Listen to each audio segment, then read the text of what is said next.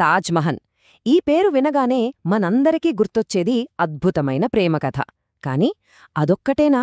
ప్రేమకు చిహ్నంగా నిలిచిన ఈ కట్టడం చుట్టూ ఎన్నో వివాదాలు, ఎన్నో రహస్యాలు అల్లుకుని ఉన్నాయి. ఈరోజు మనం ఆ వాదనల్లోకి, ఆ మిస్టరీస్లోకి కాస్త లోతుగా వెళ్దాం. అసలు ఈ తాజ్మహల్ చుట్టూ అల్లుకున్న ఈ మిస్టరీసేంటి? ఏవి మనల్ని ఎక్కువగా ఆలోచింపజేస్తున్నాయి? ఓ లుక్కేద్దాం. అందరూ చెప్పుకునేదేంటి, ఇది అజరామర ప్రేమకు చిహ్నమని. కాని ఇంకో వాదన కూడా ఉంది, ఇది బలవంతంగా ఆక్రమించుకున్న ఒక హిందూ దేవాలయమని. అసలు నిజమేంటి? ఈ ప్రశ్న దశాబ్దాలుగా ఎంతోమందిని తొలిచేస్తోంది. ఇక రెండోది, ఈ మూసి ఉన్న 22 తలుపులు. వాటి వెనుక ఏం దాగుంది? అసలు ఏం రహస్యాలు దాచారో? పురాతన విగ్రహాలున్నాయా? ఈ అనుమానాలతో ఏకంగా కోట్లకే వెళ్లారు కొందరు. ఇంకో కథ అయితే మరీ ఘోరం. తాజ్మహల్ అందం ఇంకెక్కడా రిపీట్ కాకూడదని షాజహాన్ ఏకంగా 20,000 మంది కార్మికుల చేతులు నరికించేశాడట. అమ్మో, వినడానికే భయంకరంగా ఉంది కదా. కాని ఇందులో నిజమెంత? సరే, ఈ వాదనలన్నింటినీ పక్కన పెట్టి ఒక్కసారి చరిత్ర ఏం చెబుతుందో చూద్దాం. మనకు తెలిసిన, అధికారికంగా రికార్డైన కథ ఏంటి? చూడండి, మనకు చరిత్ర పుస్తకాల్లో దొరికే కథ ఇది. 1612లో యువరాజు ఖుర్రం, అంటే మన షాజహాన్, అర్జుమంద్ బాను బేగంను పెళ్లి చేసుకున్నాడు. ఆమె తరువాత ముంతాజ్ మహల్ అయింది. అయితే 1631లో తన 14వ బిడ్డకు జన్మనిస్తూ ముంతాజ్ చనిపోయింది. ఆ దుఃఖాన్ని తట్టుకోలేక షాజహాన్ ఒక అద్భుతమైన సమాధి కట్టాలని నిర్ణయించుకున్నాడు. అలా యమునా నది ఒడ్డున 1632లో మొదలైన నిర్మాణం సరిగ్గా 22 ఏళ్ల తర్వాత 1653లో పూర్తయింది. ఇది మొఘల్ చరిత్రకారులు రాసుకున్న కథ. దీని నిర్మాణం మామూలు విషయం కాదు. సుమారు 22,000 మంది కూలీలు, కళాకారులు పనిచేశారు. 1000కి పైగా ఏనుగులతో సామాగ్రిని తరలించారు.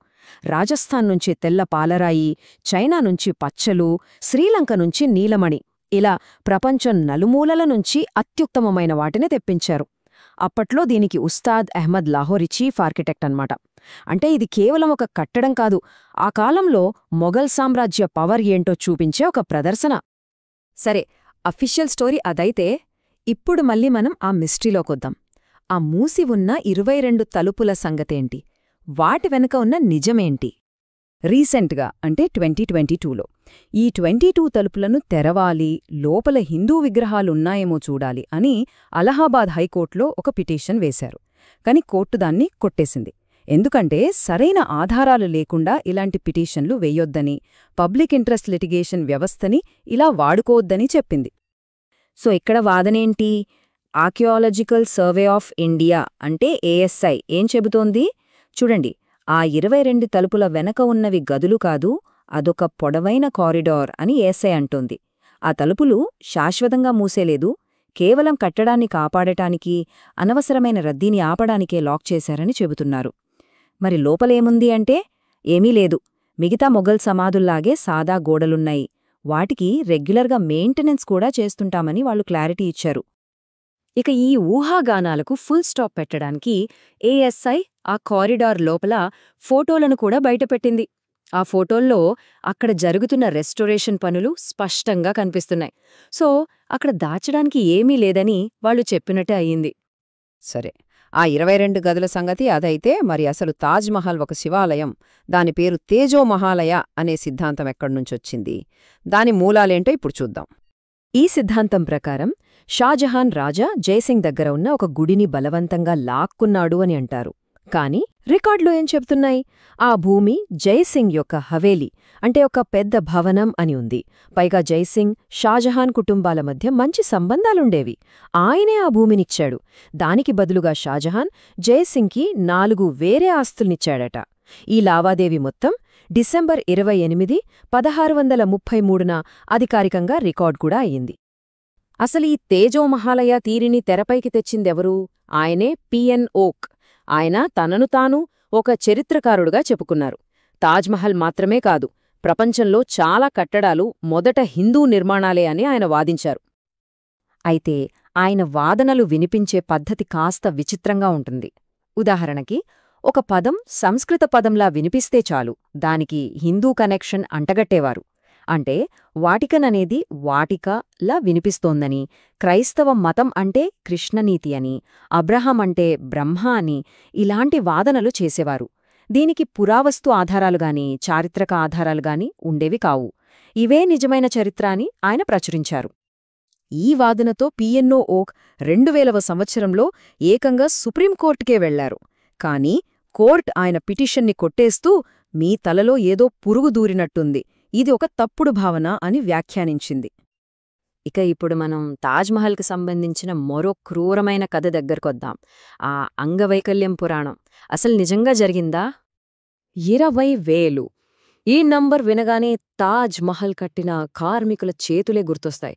షాజహాన్ వాళ్ళ చేతులన్నీ నరికించేశాడనే కథ మనందరం వినే ఉంటాం.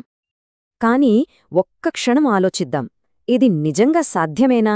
చారిత్రకంగా దీనికేమైనా ఆధారాలున్నాయా, లేక ఇది కేవలం ఒక కట్టుకదా?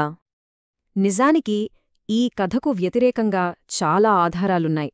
ఫస్ట్, మొఘల్ రికార్డులోగాని అప్పట్లో వచ్చిన విదేశీ యాత్రికుల రచనల్లోగాని ఈ సంఘటన గురించి ఒక్క మాట కూడా లేదు. రెండవది, పురావస్తు శాస్త్రవేత్తలకు ఎక్కడా వేలకొద్దీ చేతుల సామూహిక సమాధులు దొరకలేదు. అన్నింటికంటే ముఖ్యమైన పాయింట్, తాజ్మహల్ కట్టిన తర్వాత అదే కళాకారులు, అదే కార్మికులు ఢిల్లీలో కొత్త రాజధానీ నగరం షాజహానాబాద్ను కట్టారు. ఆ తర్వాత వచ్చిన ఎర్రకోట, జామా మసీద్ వంటివి నిర్మించింది కూడా వారే. మరి చేతులు నరికేస్తే ఇవన్నీ ఎలా కట్టారో? సరే, ఇన్ని సిద్ధాంతాలు, ఇన్ని కథలు, ఇన్ని వివాదాలు, వీటన్నింటినీ పక్కన పెడితే చివరికి ఈ పాలరాతి సౌధం మనకు ఏం చెప్తోంది? ఈరోజు తాజ్మహల్ అంటే అర్థమేంటి? కవి షకీల్ బదాయూని అన్నట్టు, ఒక చక్రవర్తి అద్భుతమైన తాజ్మహల్ను నిర్మించి ప్రపంచానికి ప్రేమకు చిహ్నాన్ని ఇచ్చాడు. చాలామందికి ఇప్పటికీ తాజ్మహల్ అంటే ఇదే, అంతులేని ప్రేమకు నిలువుటద్దం. కాని మరో కవి సాహిర్ లుధియాన్వి మరో కోణాన్ని చూపించారు. ఒక చక్రవర్తి తన సంపదను ప్రదర్శించి పేదల ప్రేమను ఎగతాళి చేశాడు అన్నారు. అంటే ఇది వేలాది మంది కార్మికుల శ్రమ మీద కట్టిన ఒక అధికార దర్పం అని కొందరి భావన.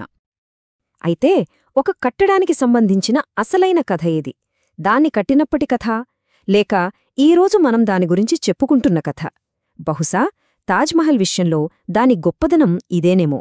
అది కేవలం ఒక పాలరాతి కట్టడం కాదు, అది ఒక అద్భుతమైన వాస్తుశిల్పం, మన అందరి ప్రపంచ వారసత్వ సంపద.